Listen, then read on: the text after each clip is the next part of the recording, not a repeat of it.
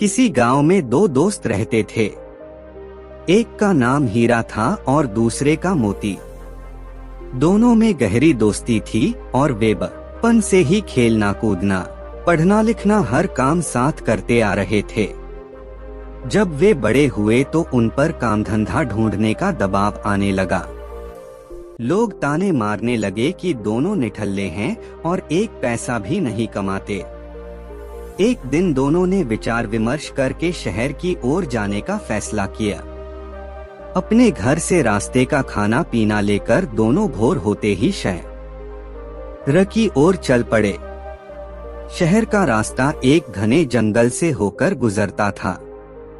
दोनों एक साथ अपनी मंजिल की ओर चले जा रहे थे। रास्ता लंबा था सो उन्होंने एक पेड़ के नीचे विश्राम करने का फैसला किया। दोनों दोस्त विश्राम करने बैठे ही थे कि इतने में एक साधु वहां पर भागता हुआ आया। साधु तेजी से हाँफ रहा था और बेहद डरा हुआ था।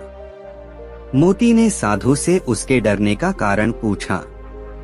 साधु ने बताया कि आगे के रास्ते में एक डायन है और उसे हराकर आगे बढ़ना बहुत मुश्किल है। मेरी मानो तुम दोनों यहीं से वापस लौट जाओ। इतना कहकर साधु अपने रास्ते को लौट गया। हीरा और मोती साधु की बातों को सुनकर असमंजस में पड़ गए। दोनों आगे जाने से डर रहे थे। दोनों के मन में घर लौटने जाने का विचार आया, लेकिन लोगों के ताने सुनने के डर से उन्होंने आगे बढ़ने का निश्चय किया। आगे का रास्ता और भी घना था और वे दोनों बहुत डरे हुए भी थे। कुछ दूर और चलने के बाद उन्हें एक बड़ा सा थैला पड़ा हुआ दिखाई दिया। दोनों दोस्त डरते हुए उस थैले के पास पहुँचे। उसके अंदर उन्हें कुछ चमकता हुआ नजर आया। खोलकर देखा तो उनकी खुशी का कोई ठिकाना ही न रहा। उस थैले में बहुत सारे सोने के सिक्के थे। सिक्के इतने अधिक थे कि दोनों की जिंदगी आसानी से पूरे ऐशो आराम से कट सकती थी। दोनों खुशी से झूम रहे थे। उन्हें अपने आगे बढ़ने के फैसले पर गर्व हो रहा था। साथ ही वे उस साधु का मजाक उड़ा रहे थे कि वह कितना मूर्ख था जो आगे जाने से डर गया। अब दोनों दोस्तों ने आपस में धन बांटने और साथ ही भोजन करने का निश्चय किया। दोनों एक पेड़ के नीचे बैठ गए।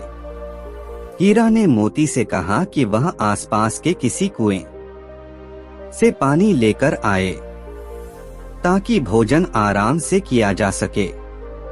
मोती पानी लेने के लिए चल पड़ा। मोती रास्ते में चलते चलते सोच रहा था कि अगर वो सारे सिक्के उसके हो जाएं तो वो और उसका परिवार हमेशा राजा की तरह रहेगा। मोती के मन में लालच आ चुका था। वह अपने दोस्त को जान से मर डालने की योजना बनाने लगा। पानी भरते समय उसे कुएं के पास उसे एक धारदार हथियार मिला।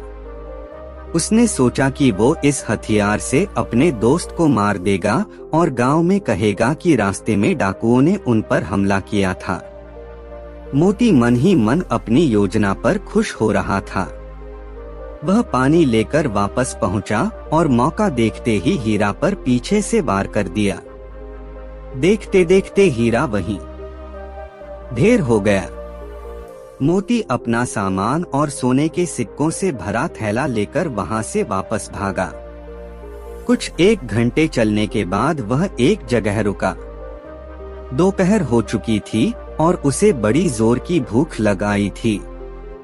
उसने अपनी पोटली खोली और बड़े चाव से खाना खाने लगा। लेकिन ये क्या? थोड़ा खाना खाते ही मोती के मुंह से खून आने लगा और वो तड़पने लगा।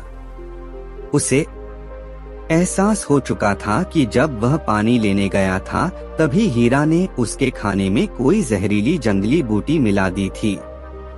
कुछ ही देर में उसकी भी तड़प कर मृत्यु हो गई। अब दोनों दोस्त मृत पड़े थे और वो थैला यानी माया रूपी डायन जस का तस पड़ा हुआ था। जी हाँ दोस्तों, उस साधु ने एकदम ठीक कहा था कि आगे डायन है। वो सिक्कों से भरा थैला उन दोनों दोस्तों के लिए डायन ही साबित हुआ।